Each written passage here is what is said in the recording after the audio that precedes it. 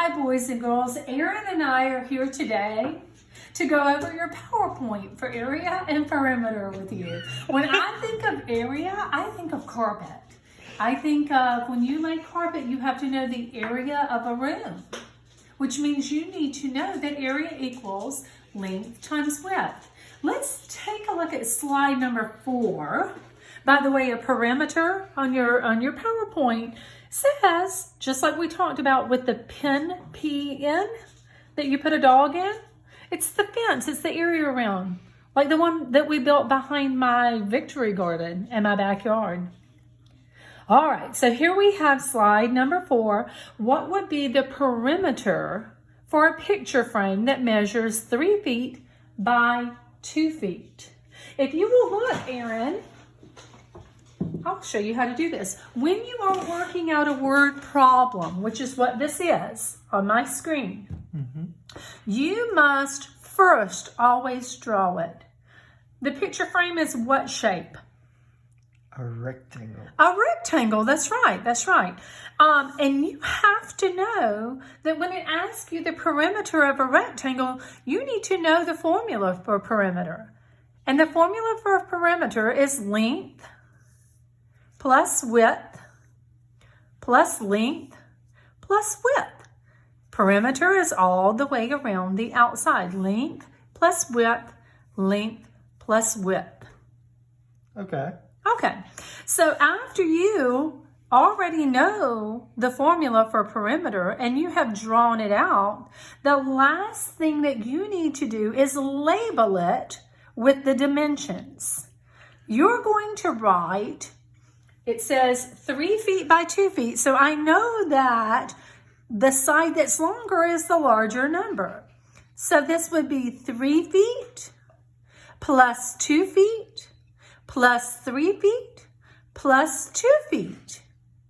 I wrote this down on the side and I combined 3 plus 2 would give me 5. Another 3 plus 2 is another 5, and 5 plus 5 would be 10. My answer for perimeter is 10 feet. Do you notice that it doesn't have the little 2 there, the little squared? Yes, it's because we're talking about the distance around the outside of it. That's perimeter. If you're talking about the area inside, you're going to be talking about square feet or square inches. And the little number 2 that you will see, in math, we say squared when we see that. All right, so that takes care of slide number 4. And we're on to slide number 5. The question for slide number 5 was, what would the area be for that same picture? By the way, that's a grammatical error, isn't it? For that same picture frame that measures 3 feet by 2 feet. I kind of gave you a little hint. I always do that. I give you the answer by accident. Erin, do you happen to know the formula for area? Length times width. Very nicely done. Very nicely done. But that's not the first thing that you should do when you're working out a word problem. What's the number one thing you should always do? Draw a box. Draw it out. Draw it out. Whether it's stick figures, whether it's names. In this case, it's our picture frame, and our picture frame is in the shape of a rectangle. We're finding the perimeter and area of rectangles. So we drew a rectangle first. And then Erin said he knew the formula for area was length times width, and we use letters to represent that. A equals L times W. The third thing that you always do, draw, know, and label.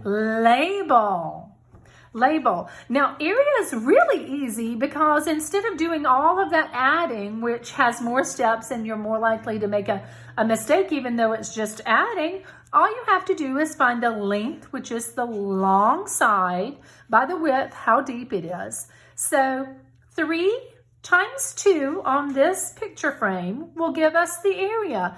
3 times 2 is 6. But remember, Miss Wilson said the area inside is measured in feet squared. See that sneaky little 2? I told you about him. 6 feet squared is the answer for slide number 5. Any questions? Email me on It's Learning if you're not sure. Next, we're going to slide number 6. How would you find the length of a rug that has a width of 4 meters and an area of 32? Oh no! Aaron was like, what do we do? Because I know A equals L times W. But they didn't give me the L. They asked me the L. So a piece of our puzzle is missing. Do we freak out, Aaron? No. No, we don't freak out. We start with the number one thing we do in word problems, which is to Draw the box. Draw the rectangle. Next, we're going to write down what we know. Aaron has proven that he knows area equals length times width. So I write that formula down. After that, I label the numbers. I label the drawing. I label the formula with what information they gave me, what I know. I know the area is 32. I put my equal sign just like above. I don't know the length, so I just write an L there or a question mark. I know the width is 4. So this gives me 32 equals something times 4. Now, the tricky part. You guys are smart enough. We've talked about inverse operation in class. What were you saying, Aaron? Reverse. Reverse it. Inverse, reverse. We're going to flip it around. We have 32. When we divide it by 4, which is the inverse operation of multiplication, it will give us that missing length. 32 divided by 4 equals 8. Our length is 8. All right. Moving right along. They just keep getting trickier and trickier. Slide number 7 reads, now, how would you find the length of an air hockey table? What shape is an air hockey table? A rectangle. A rectangle. That's right. It has a width of 4 feet and a perimeter of 24. They're missing a piece of the puzzle again. So the first step in solving a word problem is you need to draw it out. We've already said we know a hockey table by looking at that picture is a rectangle. We also know that perimeter is length plus width plus length plus width. I want to show you something that we didn't point out in the original perimeter problem. What would that be? That there are 2 L's here. 1, 2. In other words, you can multiply length times 2 and add it to, how many W's do we have? 2. 2. Width times 2.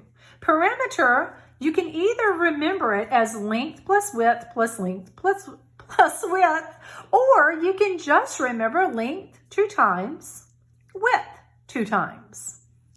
I'm going to label the length times 2 and the width times 2 equals perimeter with the information that the word problem gave me. The word problem told me that the perimeter, the total around, was 24. It told me that the width total, width times 2, was 4. I have no idea what the length is, what the original length or length times 2 was. But I bet I can figure it out. We have to use that inverse operation. If something, I'm going to cover it up, something plus 4 equals 24, then use the inverse and think 24 minus 4 equals 20. That's exactly right. Aaron said 20. But we're not done. Because this says the length times 2. The length times 2 gives you 20. What are you thinking? The 2 L's will give you 20. What are you thinking? We divide it by 2. Ooh, absolutely. We use the inverse operation. 20 divided by 2 would give us just one of those little L's. We know L plus L is 20. So 20 divided by 2 is 10. And we know 10 plus 10 equals 20. So 1 L, 1 length, is 10. Do the same thing for 4. W plus W will give you 4. 4 divided into 2 parts is 2. Let's check and see if we're right. 2 plus 2 equals 4. We were right. So 1 width would be 2. The length of this is 10. The width of this is 2. Because there are 2 lengths and 2 widths. While I have slide number 7, I want to give you a little pre-teaching moment before we hit slide number 8. Do you notice that on the hockey table and the picture frame, that opposite sides are always the same length? If this length is 10 on top, it's going to be 10 on bottom. And if the width on the right-hand side is 2, the opposite side will be 2 as well. Aaron, do you know what we call the sides of a rectangle? Like these 2 sides that are the same, we would call them Parallel. Parallel. And these 2 sides, the length that are the same, we would call them Parallel. Parallel, kind of like railroad tracks. They're the same, equal distance apart from beginning to end, and they never touch, just like railroad tracks. So when you think parallel lines, you need to think they're always equal in length or equal in width, and they never touch. They stay the same distance apart. But it comes in handy because in these next problems, they're going to be really tricky, Aaron. And I want you to remember that even though they may not have given you the number, if there's a parallel line opposite with a number, they're the same. What's another word for the same? It will be equal. Equal. Yes. Okay, don't peek. Don't look at it yet. We're going to the next problem. Here it is. That famous slide number 7. Oh. I have to go back. Hang on. Because you know there's more than one way to skin a cat. That didn't go bad. Miss Wilson, and technical difficulties. Bam, bam, bam, bam, bam. There we are. How do I make it bigger? Right there? No. Bam, bam, bam. They're used to this, Tyler. Don't forget. There you go. Miss Wilson has technical difficulties every day. Is this number 7? It is number 7. Okay. So, more than one way to skin a cat in math? Always. So, if you would like another way to solve slide number 7, look at this. I know that perimeter, if you don't want to do L times 2 and W times 2, and that was just too much for you, you already knew length plus width, length plus width. Length and length, width and width. Exactly the same thing. Perimeter is 24. We have no idea what the length is. Plus, but they did tell us the width was 4. Maybe that makes a little more sense to you. And then here it says that length is what plus what would give me 20. Because I realized that if I took the 4 that they gave me for width away from my perimeter, I was left with 20. I know that 2 numbers that are equal, that would equal 4, would have to be 2 plus 2. So that one was pretty easy to solve. My width is 2. But here I'm still trying to figure the length on this side. What plus what would give me the 20? I know the sides have to be equal. 10 plus 10 would give you the 20. 10 is your length. Just another way. If the first way that I showed you to solve slide number 7 didn't make sense, maybe looking at this will make it clearer for you. All right, now slide that across. And sometimes we just have to work through things like Miss Wilson does on a daily basis with technology. Okay, now what about those irregular rectangles? We're going to start by finding the perimeter. Perimeter is the distance around the object, even if it's irregular. And I think, oh, how fun. This is like a puzzle. I can add all the distances around. And I'm going to say 10 plus 12 plus 3 plus 7 plus, oh no, I don't know. There's no number there. IDK. How in the world do I just give up? No. I use my investigative skills. Every side has a number on it, but they forgot to label one side. I use what I know about parallel lines and a secret. The secret is this little, almost invisible line right there. You have to imagine that this irregular rectangle is two regular ones. When you're finding area, you can just break it on that line. For perimeter, we don't really need to. We're going to use our knowledge of parallel lines. See this line here, 10? I know if this side is 10, this side is 10 as well. So all I have to do is look and see this parallel line is 3. That means this is 3. 10, take away this 3 would leave what for this length? Look on the paper. 10, take away the 3 would leave 7. 10 minus 3 equals 7. The length of the missing side is 7. And after you figure that out, then you add them together. 10 plus 12 plus 3 plus 7 plus 5. And I need a pen. Tell him of your honey. That'll work. All right. We need to add it in. Plus 7. Is this the best way, Aaron, to add a row of numbers horizontally? No. No. Even Aaron knows that. You have to line them up vertically. He's in high school. He knows everything. All right, so. You're absolutely right. So I'm going to take the first two. Check, check. 10 plus 12 is 22.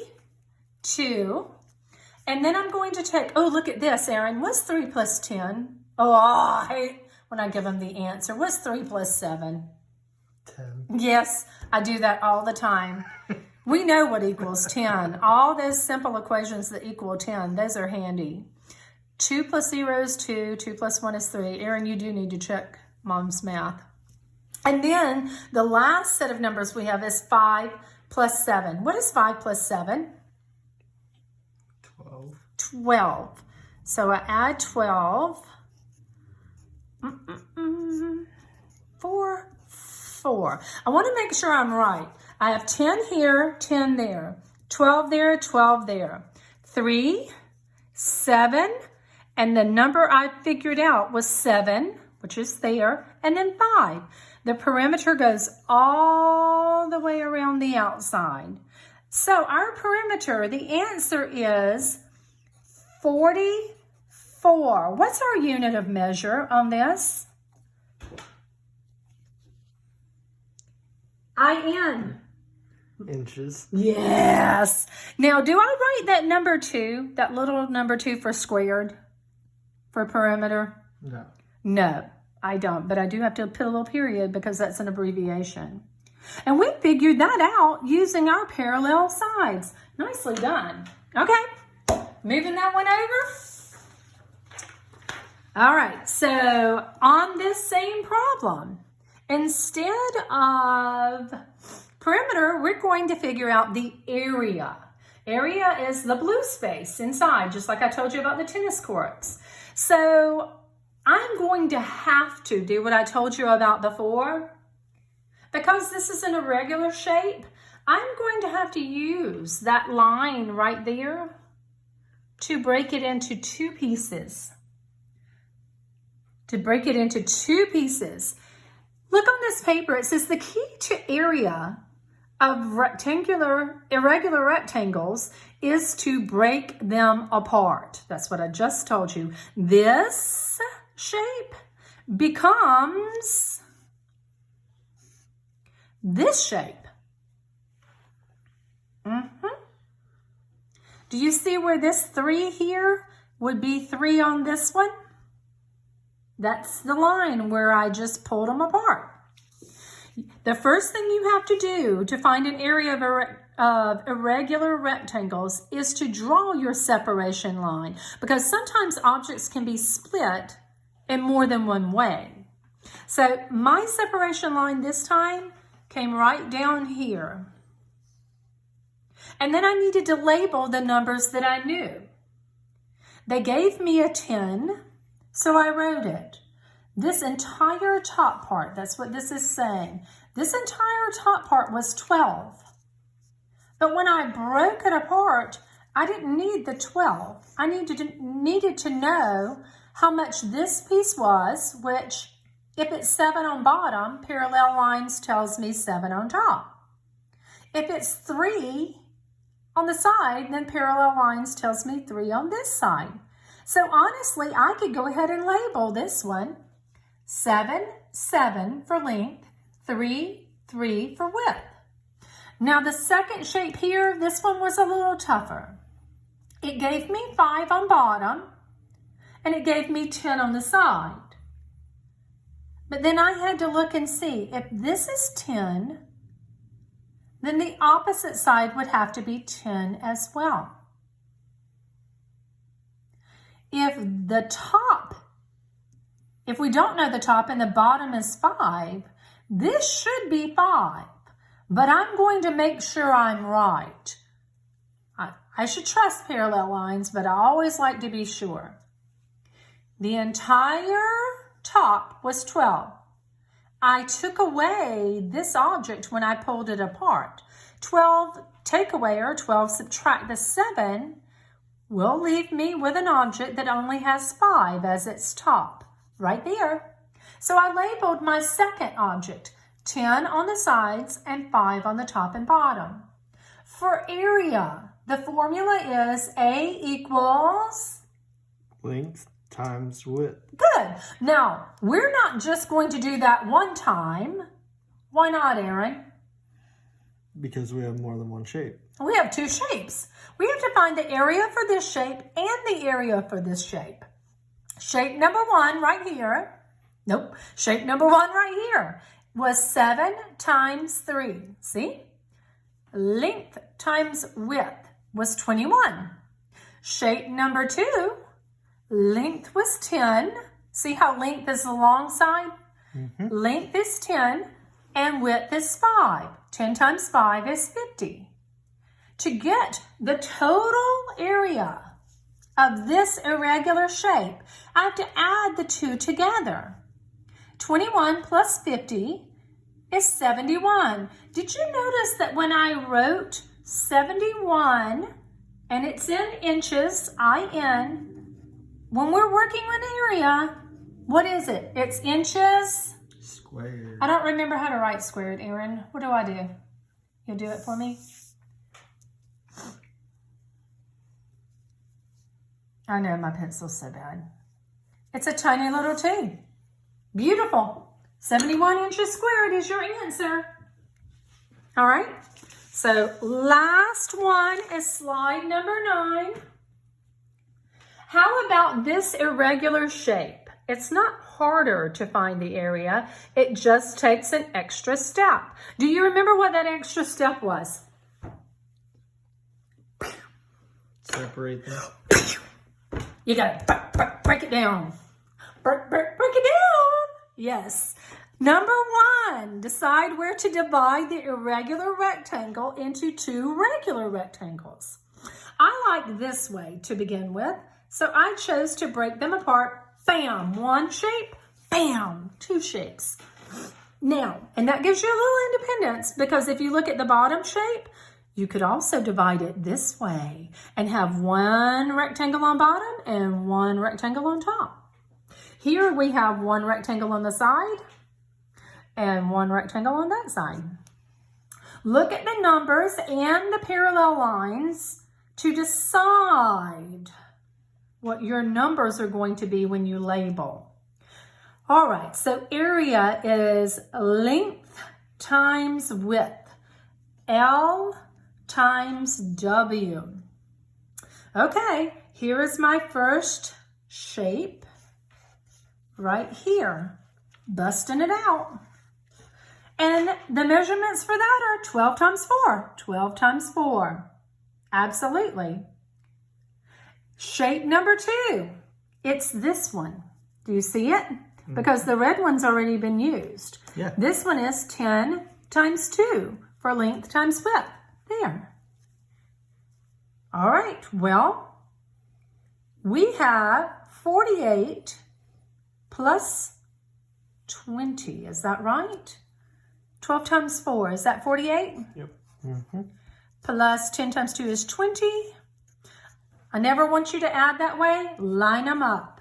And you're like, come on, Miss Wilson, you can add 2 plus 4.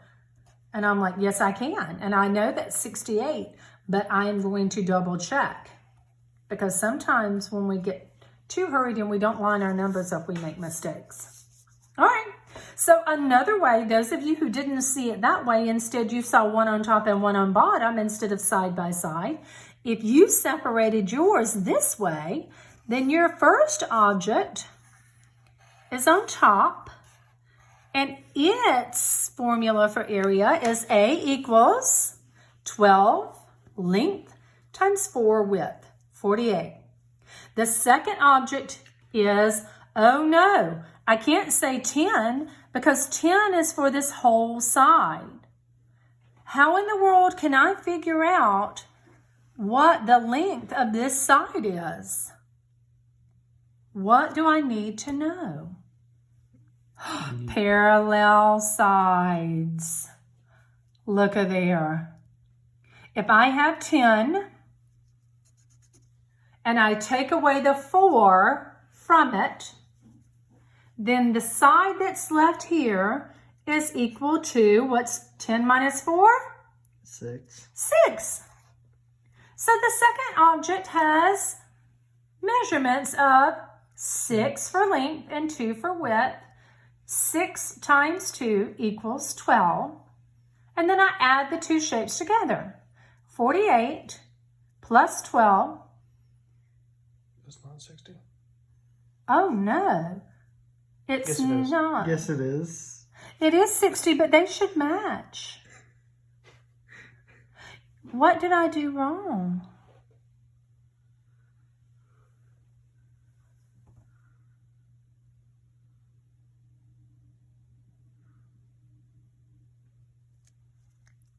Ten times 2. Area equals length times width. Length times width. Length times width.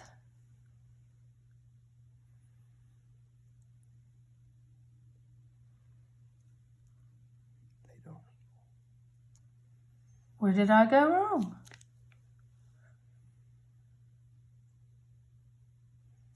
Twelve times 4. 10 times 2. Area is length times width, 48. Length times width, 20. And that's 68. And this one is 12 times 4. Look, I gave, well, no, 12 times 4 is all of this. And that's 48. And that leaves 6 times 2 is 12. Those are two completely different.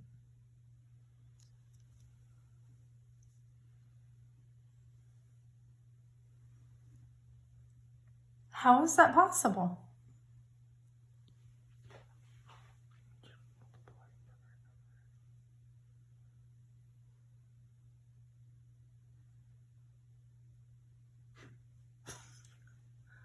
How is that possible?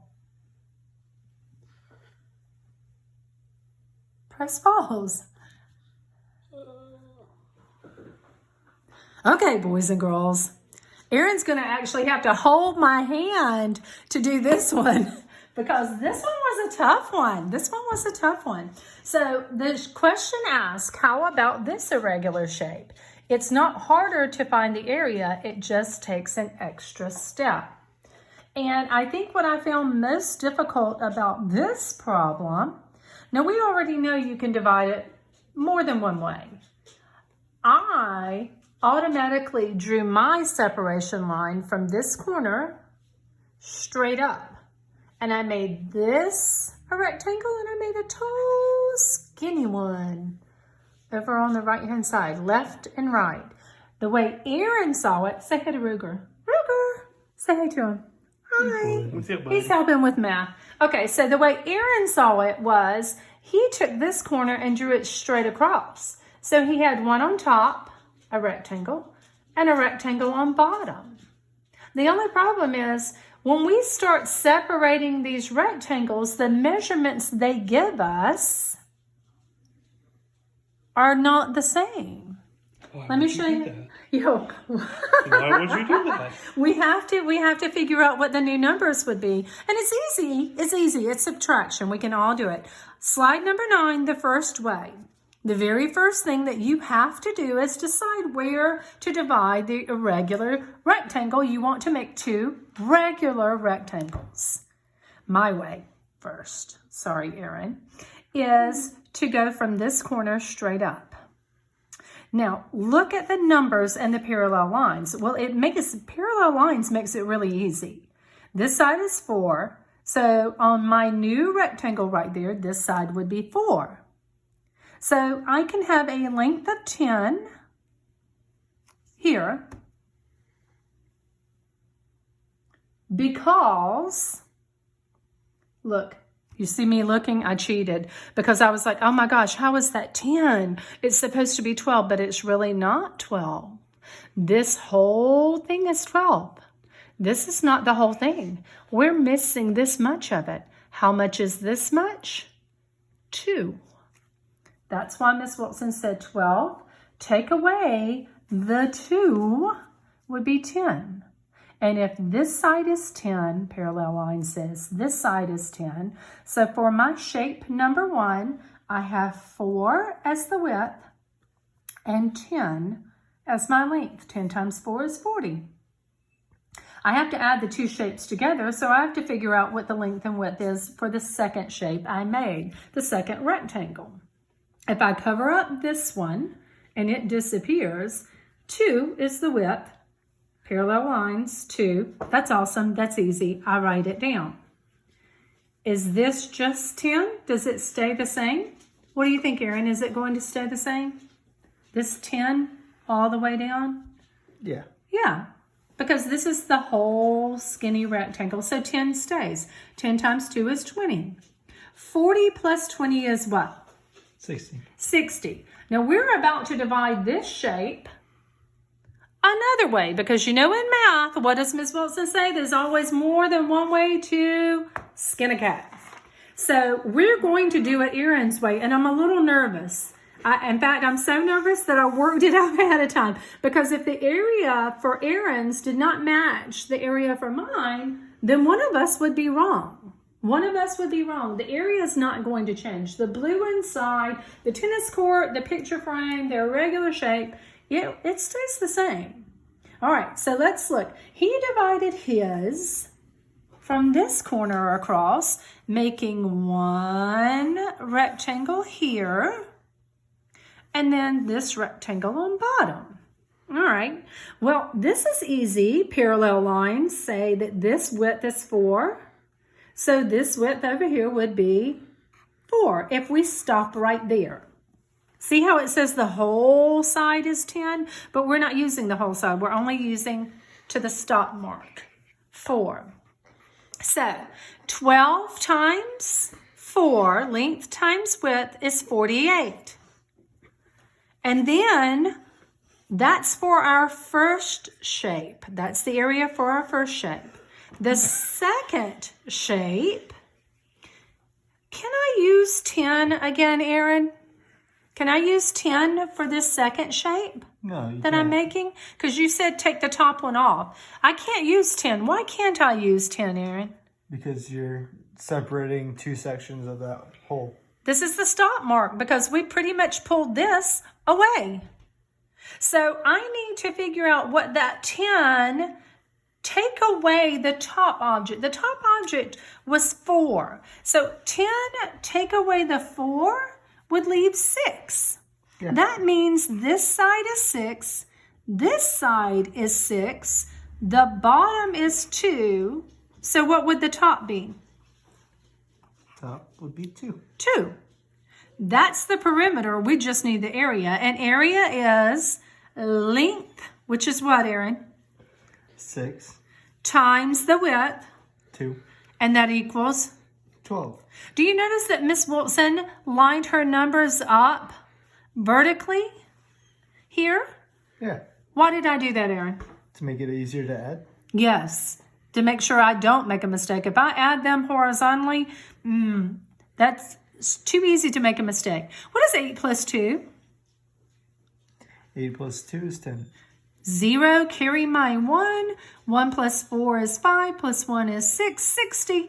Do our areas match?